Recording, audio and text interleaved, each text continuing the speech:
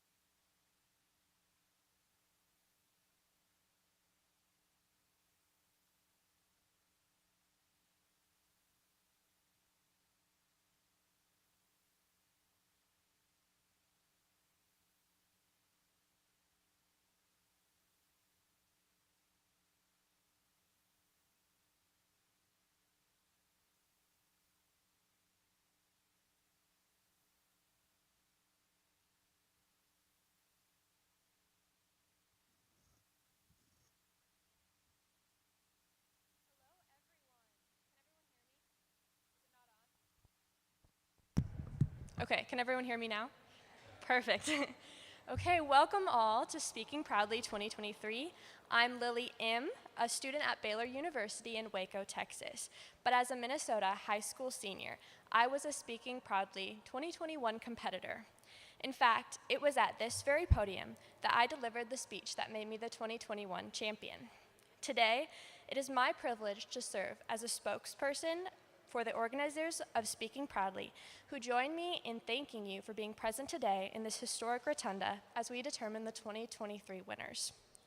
Speaking of winners, it is a fitting segue into one of the best parts of my jobs, to introduce you to the MC for this rotunda program. We are honored to put ourselves in the capable hands of the youngest woman ever elected to the Minnesota Senate.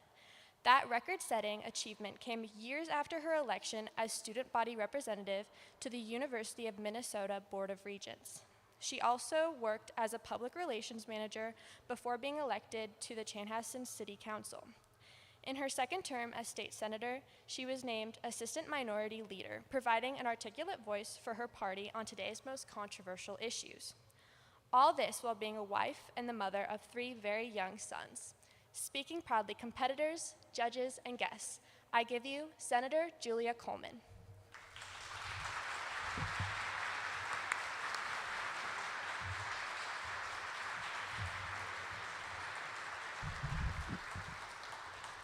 Well, thank you, Lily, and everyone for that kind welcome. As a woman who knows the importance of using language effectively, I'm honored to be part of Speaking Proudly, which rewards free and responsible discussion of foundational public policy issues. Thank you so much to the organizers for inviting me here today. I'd like to begin today with a special welcome and hearty congratulations to this year's Speaking Proudly competitors. Chosen by a blind process on the basis of outlines they submitted all the way back in March, the 2023 competitors have spent all day delivering speeches that reveal their ideas about securing the blessings of liberty in 21st century America. We don't know yet which of you, or who any of you are, but we admire your willingness to take on the challenge of researching the topic, delivering your ideas, and presenting them to the judges and the audience in this historic venue. Our hosts for this one-of-a-kind competition are members of Metro Republican Women and other clubs of the Minnesota Federation of Republican Women. In 2018, these women, all volunteers, gave birth to the idea of a statewide competition that would promote and reward responsible public discourse among Minnesota's high school girls. Republican Women, again, all volunteers, fund, promote, publicize, and staff the competition. But the contest itself is scrupulously nonpartisan, open to girls of all political persuasions or none at all. The blind admissions and scheduling process guarantee that no one, not organizers, not judges, not even myself, know the names, schools, hometown, or political preferences of any competitor here today. Handling sound and videography today are professionals from the Ridgeway companies. Live streaming and other assistance comes courtesy of Alpha News. We are grateful, too, for the assistance of the staff of the Minnesota State Capitol and volunteers from the Minnesota Historical Society. Finally, we salute our many generous donors and volunteers. Without their sacrifices, Speaking Proudly simply could not happen. Together, we're doing something wonderful today, and we're doing it in a magnificent setting. It's fitting, then, that we begin with prayer. To lead us, please welcome Elaine Lesh, President of Metro Republican Women.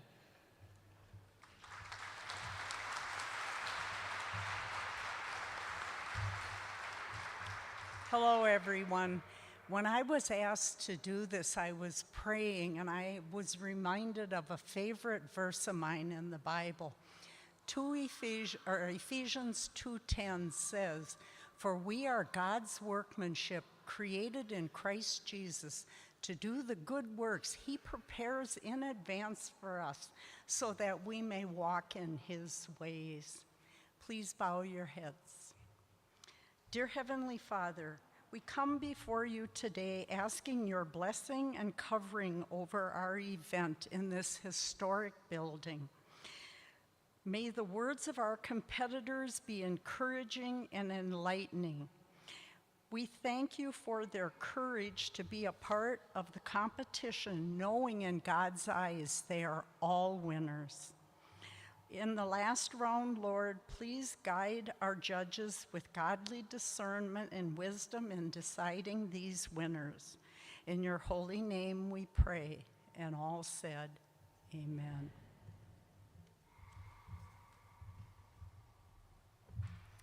Thank you, Elaine. Now, to lead us in the Pledge of Allegiance, we have Vicki Froelich, President of the Minnesota Federation of Republican Women.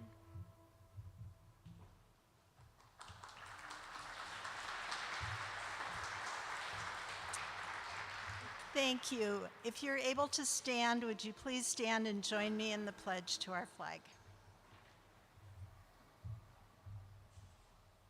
I pledge allegiance to the flag of the United States of America and to the republic for which it stands, one nation under God, indivisible, with liberty and justice for all.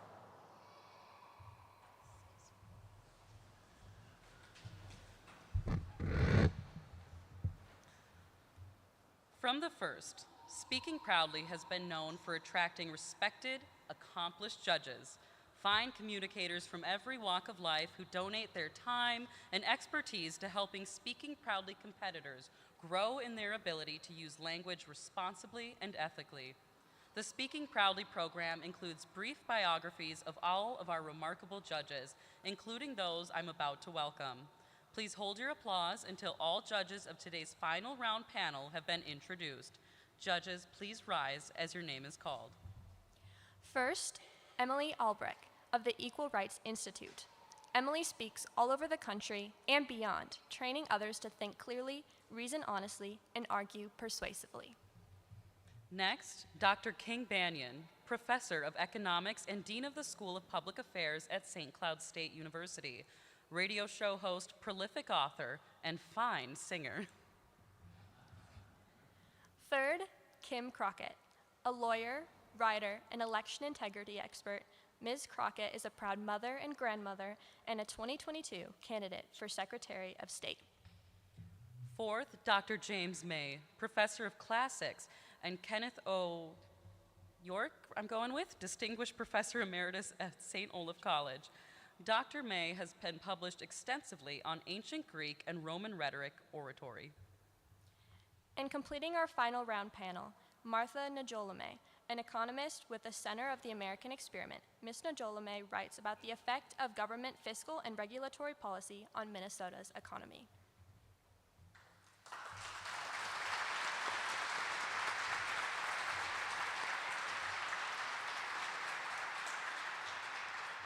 Thank you, judges, for your time and dedication today. Speaking Proudly limits each competitor to 8 minutes speaking time, a fact that makes our timekeeper person of real importance. Will our timekeeper, Janet Schultz, please rise? Thank you.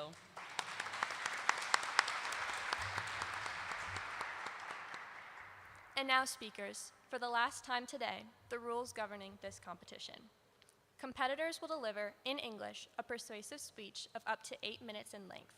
No visual aids or props may be used, but a script or note cards are permitted. Use of cell phones or other electronic devices by anyone during the round is strictly forbidden.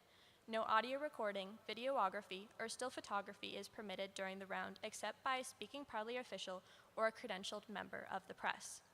The speeches will be timed. The timekeeper will display time cards when 7.5 and 7 3/4 minutes have elapsed. When the 8-minute mark is reached, the timekeeper will display the stop card, at which point the speaker may finish the sentence she is currently speaking. Judges have been advised to substantially downgrade any speaker who continues beyond the sentence she is speaking when the time expires.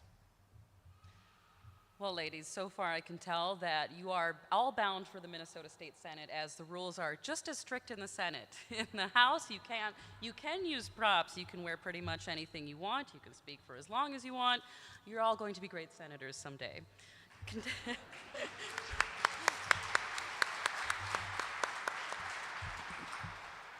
Continuing on with the competition specifics, the Speaking Proudly tabulators have calculated the 3 top scoring speakers from the day's competition. Speaking order among those 3 top scorers has been determined by lot. When I announce each of the final round speakers, she will come up to the podium to test the microphone using a brief quotation that Lillian will provide. That microphone test will not figure into the judges' rankings, nor will it be included in the 8-minute speaking time. The speaker may begin her speech as soon as her microphone test has concluded. A final reminder, these speeches are being recorded and live streamed, so please remain quiet. And no photography, no recording, no use of any cell phone or electronic device until the final round is concluded. Now, to the final round of speeches, and good luck to all. All right. Quotes. I believe we're just waiting on one more thing. See, I'm used to emceeing pageants, and when I do that, we have random people behind the stage we can poll to do a musical number. So, Lily. Musical number. Time to shine. I don't know if I have any musical numbers. We don't have any instrumentals. I apologize. It's not going to work out. Maybe some jokes. Some jokes. Ooh. Not for this audience. All right, I think we're getting the quotes.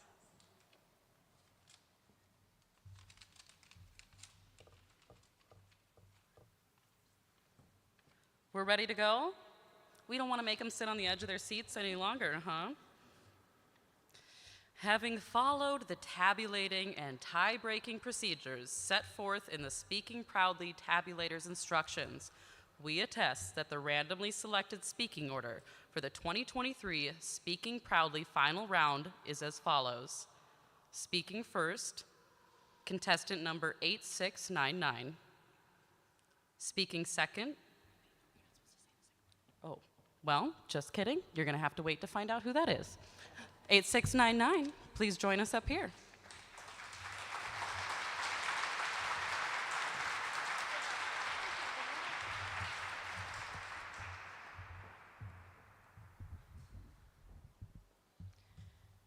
Quote, I believe our flag is more than just cloth and ink. It is a universally recognized symbol that stands for liberty and freedom. It is the history of our nation, and it's marked by the blood of those who died defending it. End quote. John Thune. In the safe, free, and just country we have today, it's easy to assume that liberty is, and always will be, a readily guaranteed part of American life. There are no enemies that threaten us with war, no rampant reign of tyranny, and by force of law, we are guaranteed the protection of our life, liberty, and pursuit of happiness. Yet, despite the many gifts our current society affords, assuming these comforts will remain indefinitely without active protection would be a grave mistake. Whenever a social or political problem arises, individuals frequently place the blame on a particular person, policy, or party. However, often the main core of our issues lies not in these matters, but rather can fundamentally be traced to one key vice. We have become bored. Edmund Burke, an English 18th century political thinker, masterfully sums up this idea of the infection of complacency when he says, quote, the only thing necessary for the triumph of evil is for good men to do nothing, end quote. A similar sentiment to Burke's can be seen in the opening words of our nation's Constitution, where the founding fathers stressed the need for, quote, securing the blessings of liberty, end quote. The word secure, by its very definition, means both attaining rights not held and defending those we already possess. These men understood that in order to keep our freedoms, we need to keep our fighting spirit. Today, in 21st century America, the battle to protect our rights is not a matter to be fought with physical strength, but with our minds. We need a generation of strong leaders who will help preserve our freedoms through their words. To further examine the way in which we are called to defend our liberties, I want to take you back to the year 452 AD. You are standing on top of one of the towers of a high wall that lines a huge city, Rome. You see the domes of various churches lining the skyline and can even barely make out the top of your own home. However, suddenly you're disturbed by a strange sight. A mass of foreign-looking men are quickly advancing toward the city. Immediately, you realize with a shudder who they are: the Huns. Defeat by these ruthless men not only meant death to you and your people, but to your entire way of life. They razed homes and historical landmarks to the ground, burned churches, slew priests, and ripped you from your culture into foreign slavery. If the Roman people died, Rome would die too. Suddenly, your attention is diverted by the sight of a solitary approaching figure. It's not the flashing array of soldiers as you first expected, but a solitary, elderly man, Pope Leo. Will no one else fight, you think to yourself? One old man won't stand a chance against such an army. At last, the horde and Leo meet. Their leader, the infamous Attila the Hun, exchanges a few words with the Pope, and then Attila leaves. This man, who had decimated entire populations, razed cities to the ground, was turned back by the words of one man. Today, we face a similar trial. While there are no barbarians to pillage our lands or enslave our people, every American citizen has a duty to actively protect the core of our nation's tradition of liberty. Leo fought not only for life, but for religious freedom, beautiful landmarks of culture, and the home. We too need voices who will stand up for the truth, who will stand up to defend these crucial rights. In order to examine how leaders like Leo are formed, it's necessary to take a further look at what exactly liberty is. The first part of liberty is the ability to achieve good through our actions. This can be seen most clearly in the amendments of our Constitution, where, among other things, we're given the right to peacefully assemble, to express our ideas constructively through the media, and to exercise our religious rights. And yet, none of these freedoms, rights which the Founding Fathers justly called, quote, the blessings of liberty, would be possible without the second aspect of liberty, namely, that we must first know what the goods we fight for are. Sadly, in today's culture, it's difficult for many people, especially young minds, to know exactly what the good is. Through the promotion of critical race theory, children are being taught that the laws and institutions which govern our country are inherently pitted against our general welfare. A 2021 Education Minnesota handout instructs its teachers to promote the idea that, quote, racism is systemic and embedded in our policies and legal structures, end quote. What's more, 2022 data from the Minnesota Department of Education shows that 48.3% of all publicly educated students are below the Minnesota standard for reading, 54.5% for math, and 58.7% for science. If these children, the future of our country, not only are struggling to obtain basic educational skills, but also are taught to despise the principles on which our country was founded, how can we expect them to be the generation we need? Ladies and gentlemen, this must change. To this end, I've developed a solution to the problem of modern education, a three-letter acronym I call OWN, O-W-N. The OWN stands for the originals, otherwise known as the classical system of education.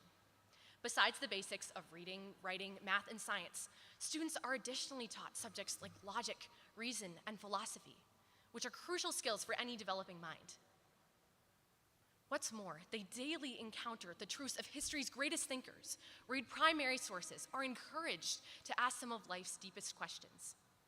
It is within this context that students can truly know what the good is and become bright and competent leaders. A study conducted by the Education Endowment Foundation in over 60 different countries showed that when children were given a philosophy class just once a week, their reading and math skills advanced an additional 2 months ahead of curriculum. What's more, they reported higher levels of self-esteem, speaking, and listening. The next letter, W, stands for wisdom.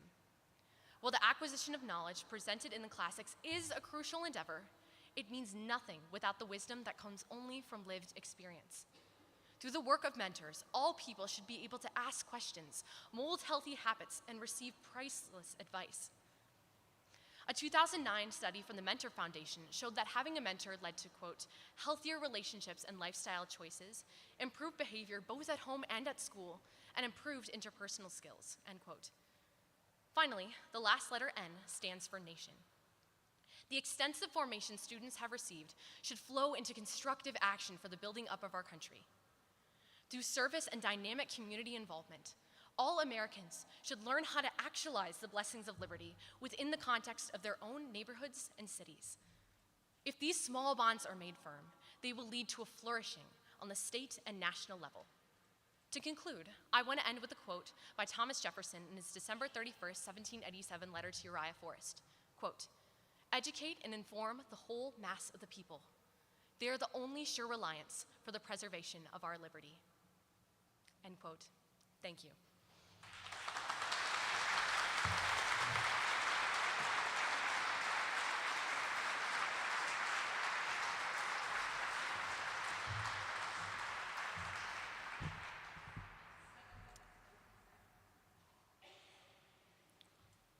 And judges, when you're ready, just give me a nod so I can make sure you're done tabulating. I know it's fast and furious work you're doing back there.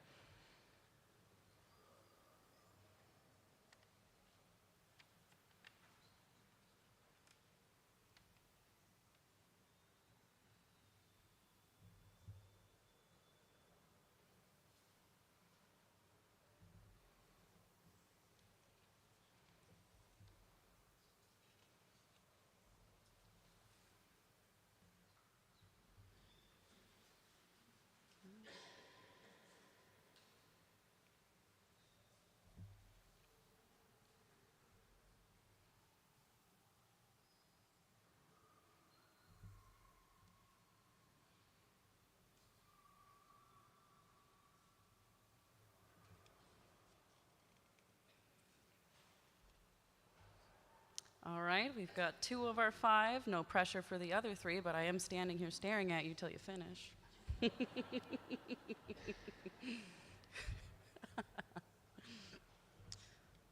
All right, and we're just about wrapped up. Thank you, judges. Chosen at random, our second speaker in this final round is speaker number 3651. Please come to the podium.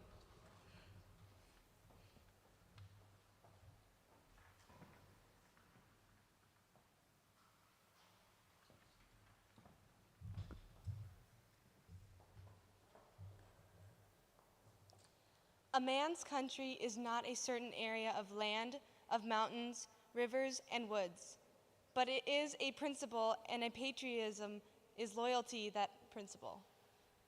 George William Curtis.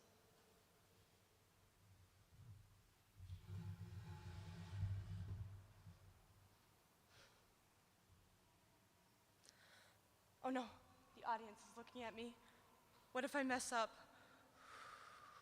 What if I forget what to say? Not surprisingly, speaking in front of people is one of the most difficult tasks for the average high school student. In fact, about 95% of people in general.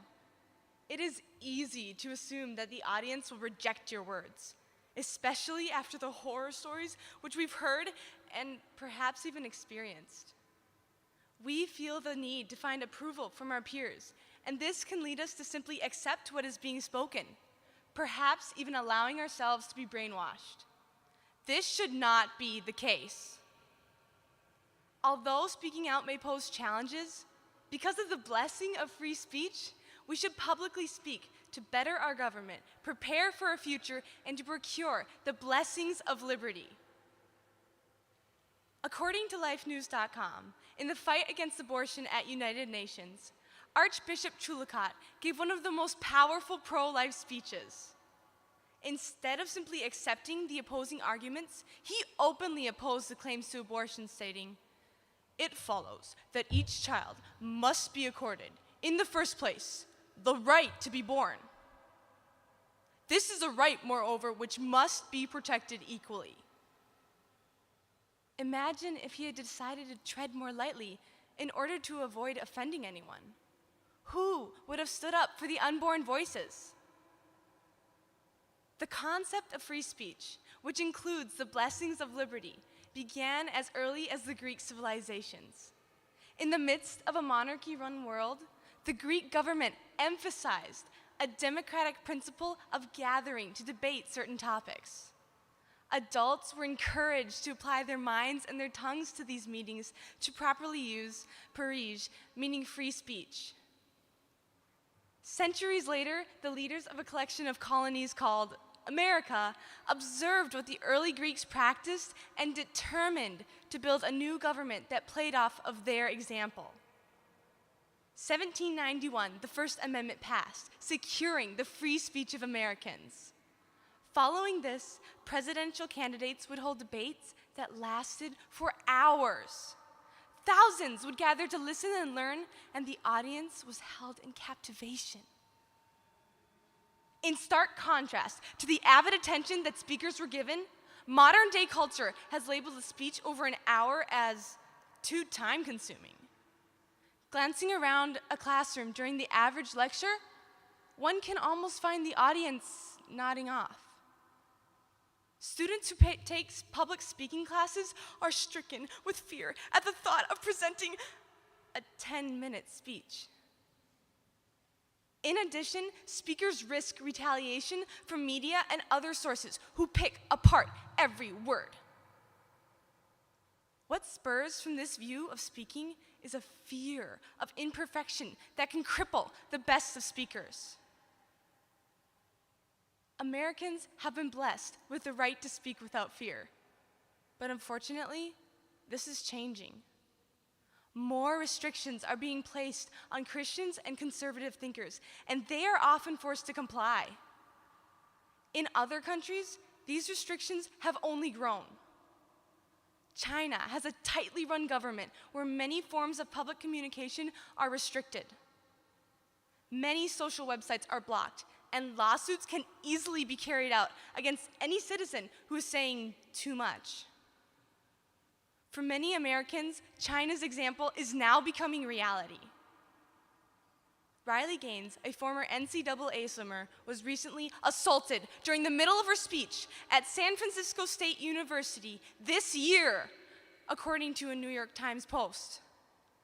She was addressing her views against transgender athletes, and as she was about to finish, she was maliciously attacked by the crowd and forced to seek shelter.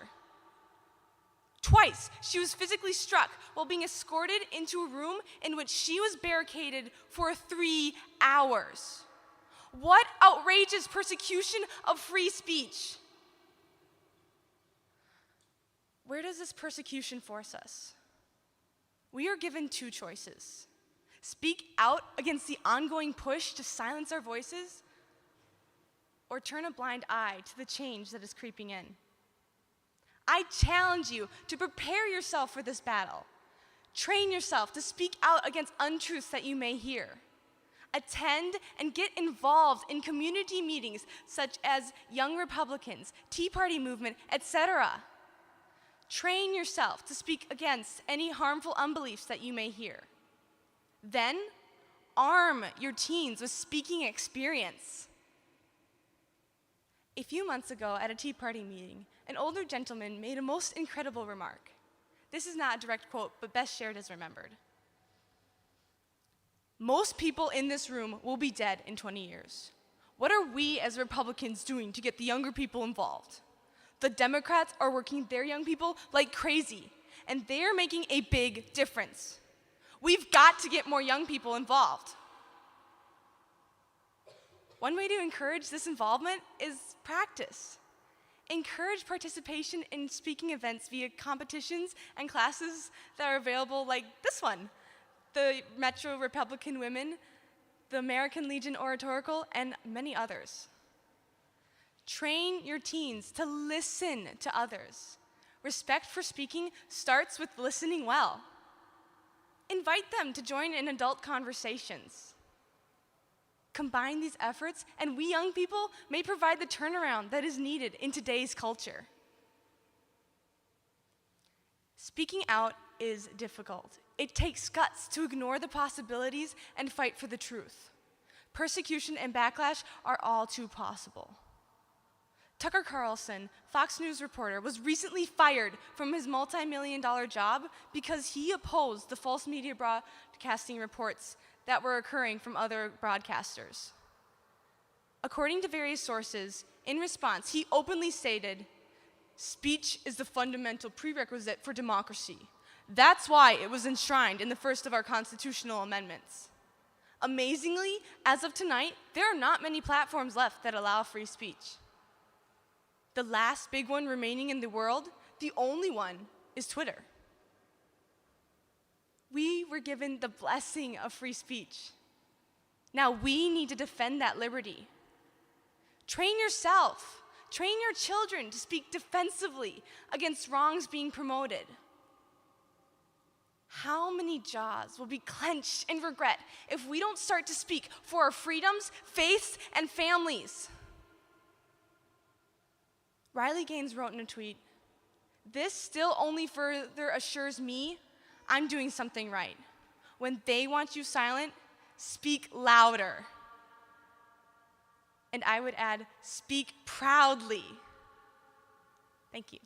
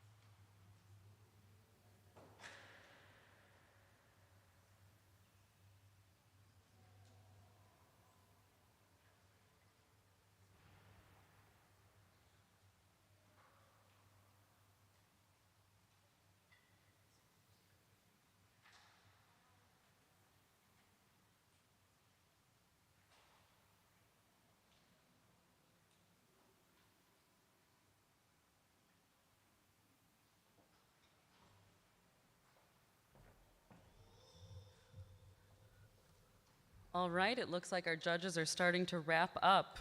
Chosen at random, our third speaker in this final round is speaker number 6610. Please join us at the podium.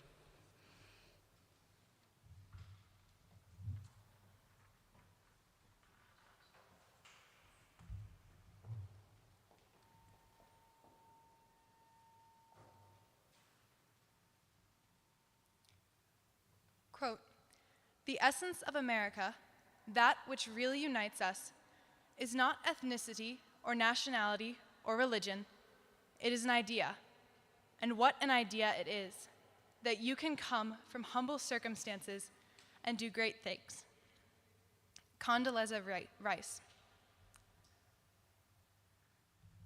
We hold these truths to be self-evident, that all men are created equal, that they are endowed by their Creator with certain inalienable rights, that among these are life, liberty, and the pursuit of happiness, that to secure these rights, governments are instituted among men, deriving their just power from the consent of the governed. According to this most famous declaration of 1776, we know that liberty is something inherent in all men, and that while the government exists to protect the right to liberty, the first line of defense for the blessings of liberty is the people, who must take responsibility for cultivating, exercising, and protecting their inherent rights. In concluding that same declaration, our founding fathers pledged their lives, fortunes, and sacred honor. But what are those blessings, in defense of which our founding fathers were willing to sacrifice everything? What do those blessings look like, and how do we preserve them? The best way to determine what the blessings of liberty are is to examine their absence. And the clearest example of the absence of liberty is a maximum security prison. In these facilities, prisoners are deprived of their ability to exercise their liberty. The prisons are often harsh and sterile in architecture. The prisoners are subject to forced conformity, And though the prison is overseen by armed guards, life in prison is dangerous. And the focus of the prisoner is on surviving rather than thriving or flourishing. While most people are never going to be sentenced to time behind bars, I would argue that many are living in prisons of their own fashioning. For the average American, such obstructions to the practice of their liberty could include our predominant and growing cancel and fear cultures that grip everyone from our kindergartners to our college students. Recent studies reveal that 4 in 5 college students feel the need to self-censor on campus or with professors for fear of being canceled by peers or having their grades unjustly lowered simply because they hold different beliefs. And fear is becoming the predominant emotion among Americans today. Children are being allowed less and less independence because a constant media cycle presents to their parents a world in which children are abducted from every corner. And sadly, many of our public schools quite resemble prisons. Their halls are blank and sterile, and though perhaps campuses are becoming safer, it's only because of big metal doors, deadbolt locks, and metal detectors. The Department of Education reported that in 2020, 51% of K-12 schools had armed police officers patrolling daily. When I was in grade school, my classmates often made jokes like, "My gosh, it's like we're incarcerated or something." And while at the time I thought they were just whining about homework, looking back, I realized their complaints weren't entirely unfounded. 2 years ago, a Minnetonka charter school put barbed wire on the fences of their playground to stop kids from climbing over and running off.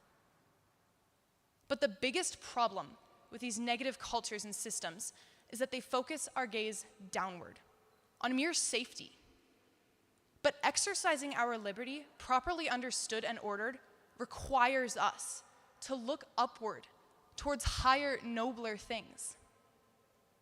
So knowing this tendency to exist in survival mode, how do we combat it? How do we lift the gaze of Americans back upward towards authentic human excellence and the true exercising of liberty? Well, throughout history, in cultures where people have actively been striving after human excellence, there has always been a correlation with beauty. Consider ancient Greece.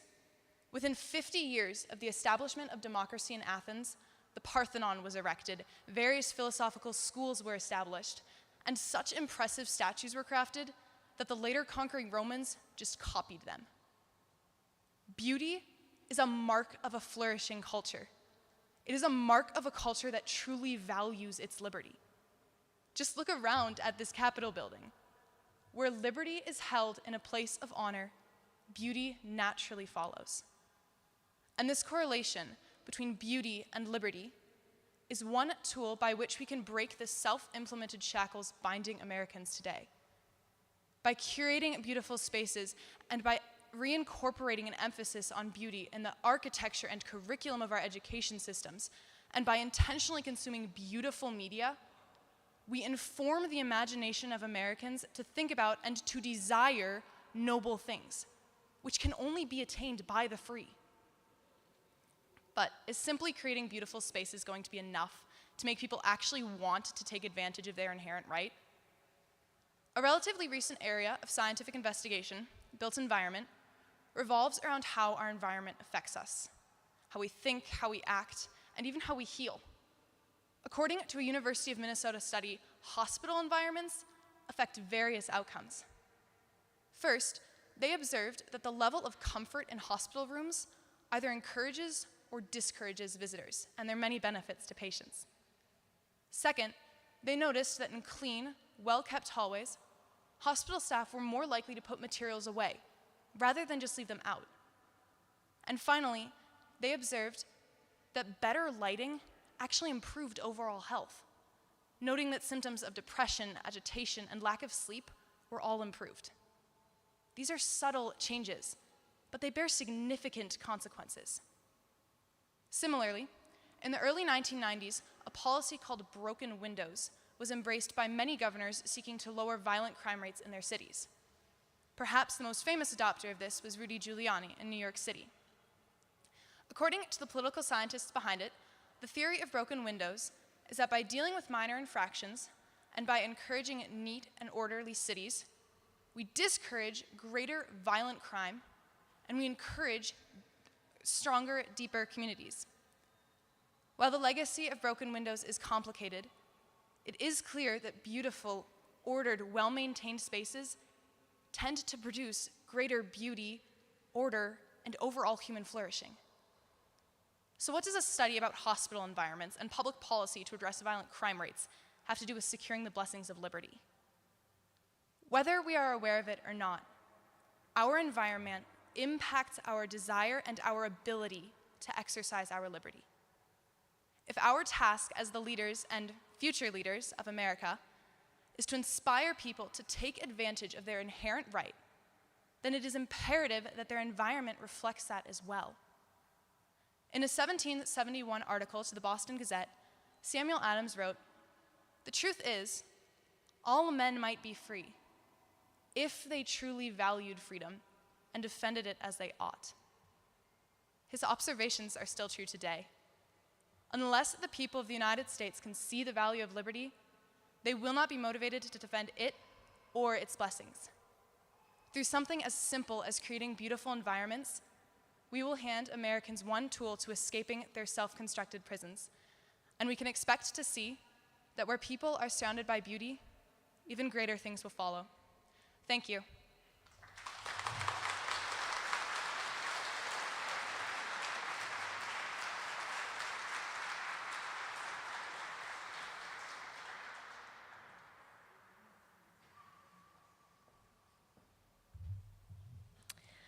Thank you to all those speakers.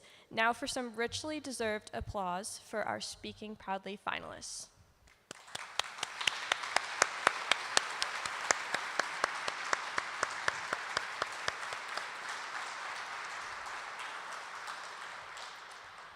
While the tabulators determine the results of our final round, we turn from the really challenging part of this program to the really fun part. At last, it's time to learn the identity of our competitors. And in the Speaking Proudly tradition, the girls will speak for themselves through videos they submitted. Here they are, in their own words, the Speaking Proudly 2023 competitors.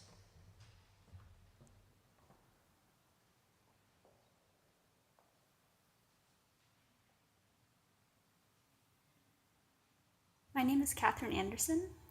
I live in North Oaks, and I'm a freshman at Mounds View High School. I'm so grateful for this opportunity to be here today. Hello, my name is Catherine Anderson, and I'm a young amateur poet, novelist, actor, and outdoor enthusiast based in Leinster, Minnesota. To me, oration and debate is a respectful yet lost art needed now more than ever in our harshly divided society, which is why I'm overjoyed to be able to join this competition and utilize one of the most valuable skills any citizen or human has, their voice. Hi, my name is Lane Anderson. I'm from St. Paul and I attend Mid-Metro Academy. I am very honored to be part of this speaking competition, and I'm very excited to meet these young ladies who, like me, are passionate about politics. Hello, my name is Julia Burke. I'm in 10th grade, I'm homeschooled, and I live in Blaine, Minnesota. I'm very excited to be competing at the state capitol this June. Hi, I'm Francesca Chastik. I'm a freshman at Chesterton Academy, and for my speech, I chose to speak on the importance of inspiring in the American people a desire for the blessings of liberty. Hello, I'm Adelaide Dixon from Western Wisconsin. I'm going to be a sophomore this fall at Liberty Classical Academy, and I am more than excited to be competing in the 2023 Speaking Proudly competition because, well, I like speaking proudly. Hi, my name is Jada Francis. I'm homeschooled and I'm from Shoreview, Minnesota. Thank you so much for this opportunity. It's a pleasure speaking for you all today. Hello, my name is Jolene Hoffeld. I live in Prior Lake, Minnesota, and I'm homeschooled. I am so excited to be able to talk about such an important topic as liberty through speaking proudly. Thank you. Hey, I'm Jocelyn Horn. I'm a junior at Adrian High School in Adrian, Minnesota, and I'm super excited to be able to compete in this awesome competition. And good luck to all the other competitors. Hi everyone, I'm McKenna Hovey from Owatonna, Minnesota. I'm so excited to be a part of this program, and I hope everyone has a great day speaking. Hi, I'm Ashton Jensen. I live in Waseca, Minnesota, and I attend Waseca Junior Senior High School. Hi, my name is Bobby Jeseritz.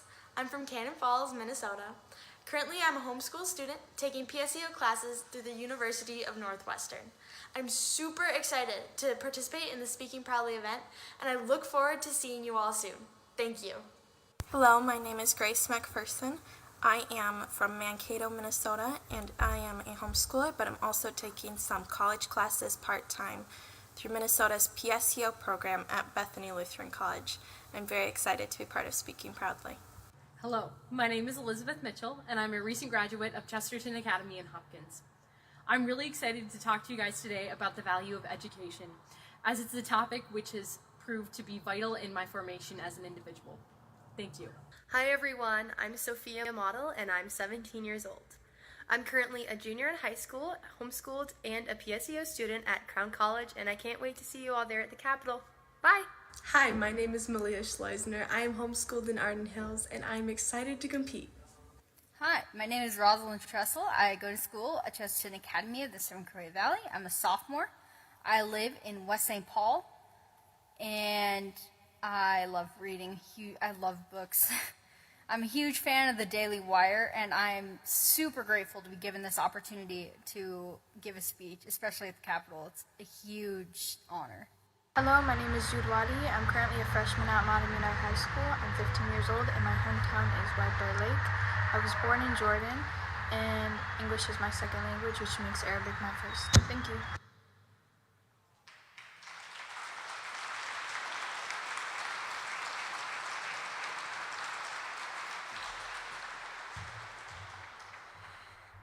It is so good to know you. My name is Kat. Oh. Okay. Well, thank you, Speaking Proudly 2023 competitors. Next, a treat for everyone, a chance to hear from our MC, Senator Julia Coleman.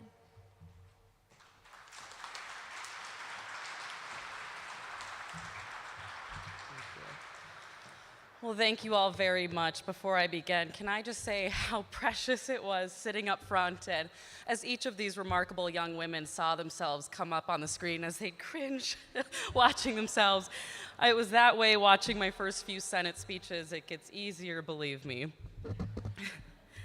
I was asked today to briefly speak about what I think it means to be a woman of strength. And I thought about this for about a month, thinking about all the women in my life that I look up to, and some of the lessons I've learned along the way as a mother and as a state senator. And I think if you want to be a woman of strength, there are 3 principles that you should practice in your everyday life. First and foremost, a woman of strength is a woman of substance. She is an independent-minded, free thinker.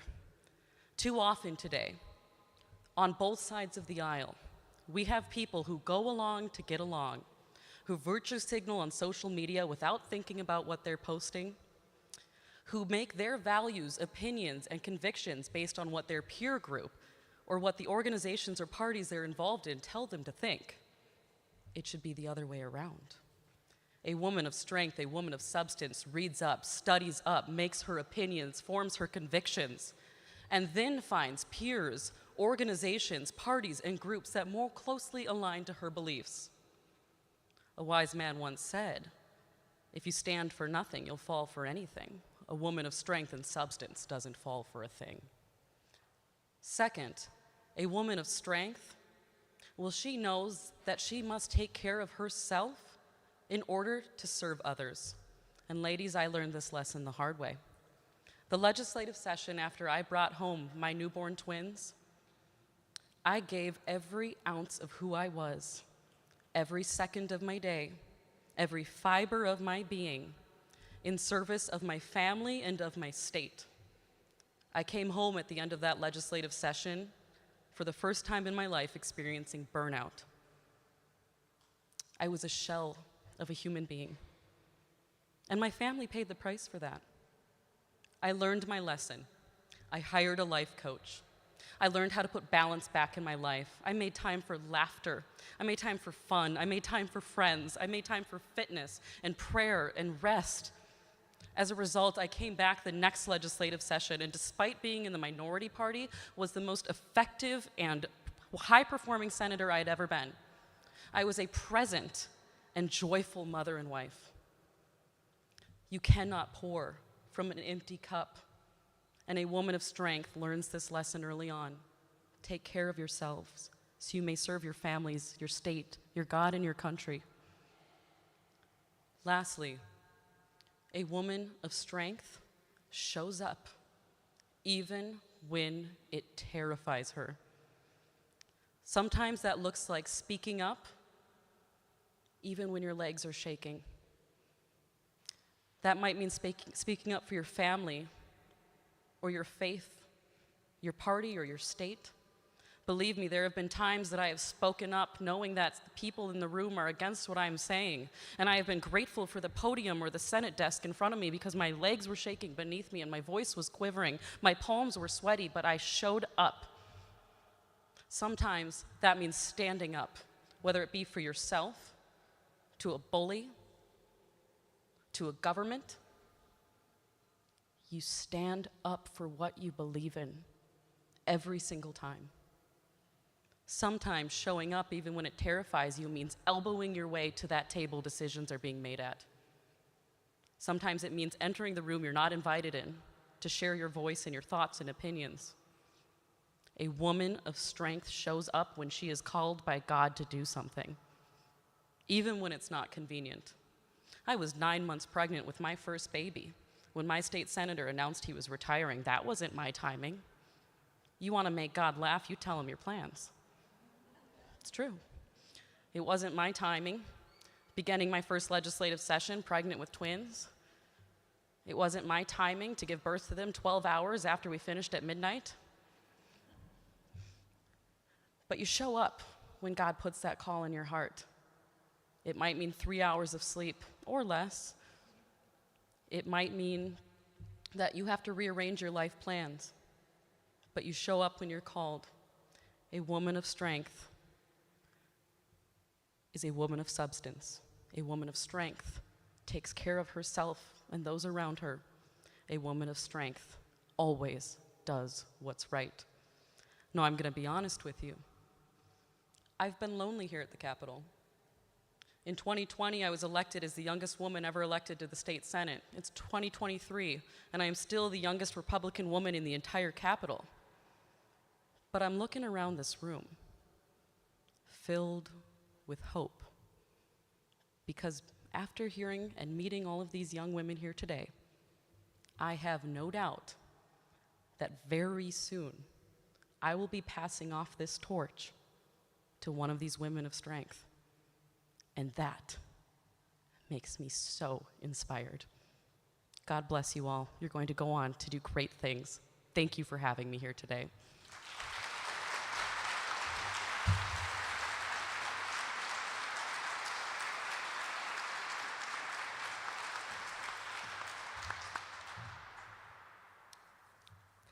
Thank you, Senator Coleman. You really are an inspiration. Before we announce the results of the final round, we must deal with a few housekeeping details. Capitol rules require us to be out of this building by 4 o'clock sharp. Please gather all your belongings so you can make a speedy exit.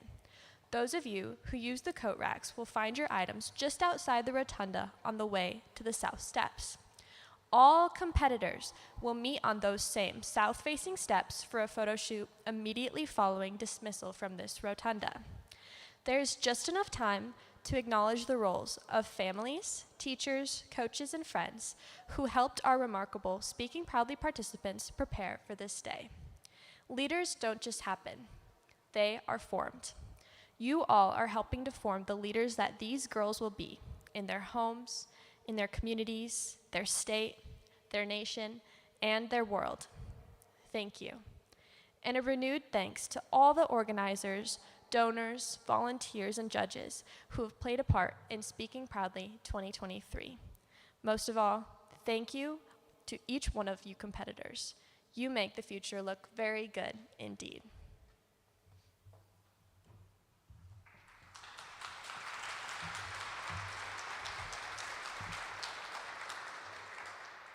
So it's my understanding that we are still tabulating the results, correct? So second offer for a performance, if you'd like to.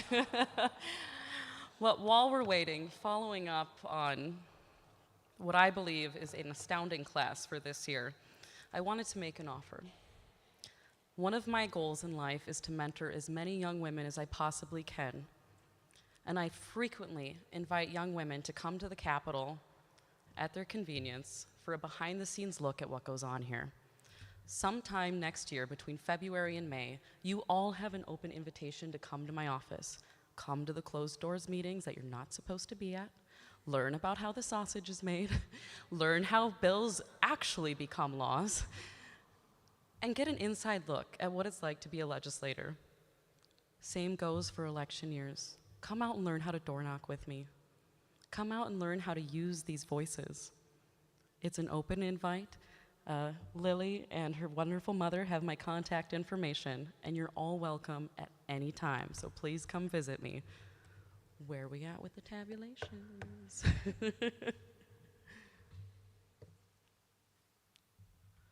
I'm seeing some nods. It might be tight. Oh! How does the tie-breaking process work? I'm curious. Whose idea was that? Because you're our first volunteer. All right, well, hang tight, and I'll be back up here as soon as we get some results for you guys. So, chat away.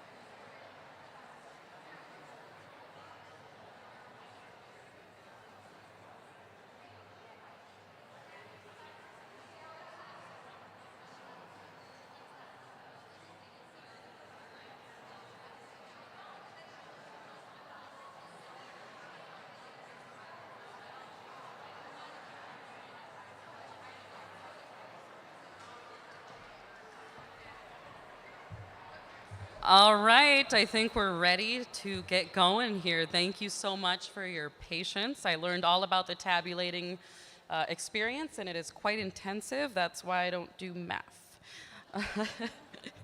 All right, tabulators have compiled the results from the final round. It's time for those results to be revealed and awards to be made.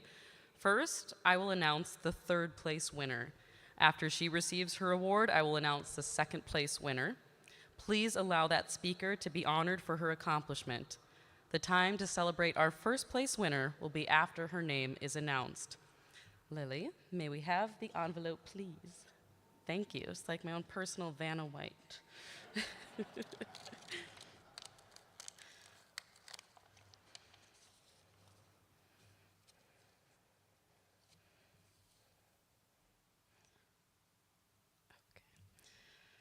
The Speaking Proudly 2023 third place trophy and a cash prize of $1,500 goes to Malia K. Schlusner.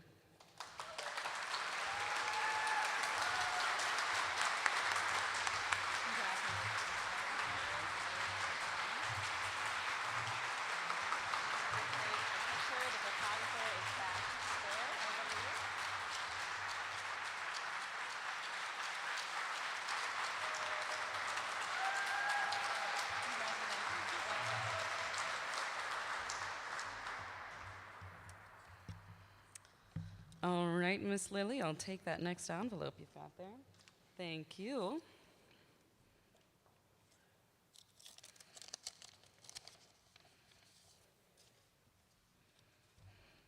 And now the second prize winner, the Speaking Proudly 2023 second place trophy and a cash prize of $2,000 goes to Elizabeth Lynn Mitchell.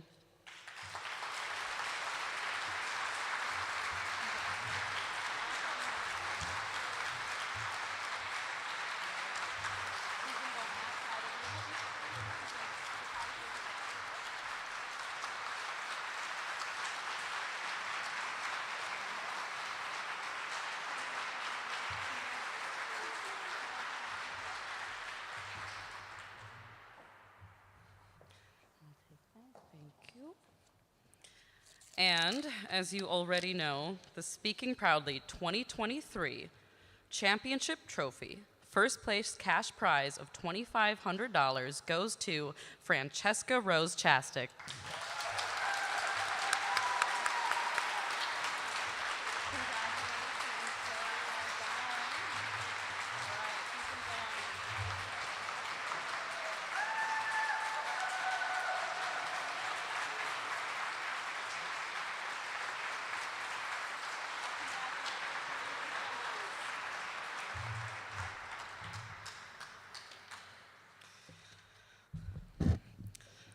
Congratulations to our winners and to all our Speaking Proudly competitors. I think I speak for all of us in saying that we can hardly wait to see where your talent and pluck take you in the years ahead.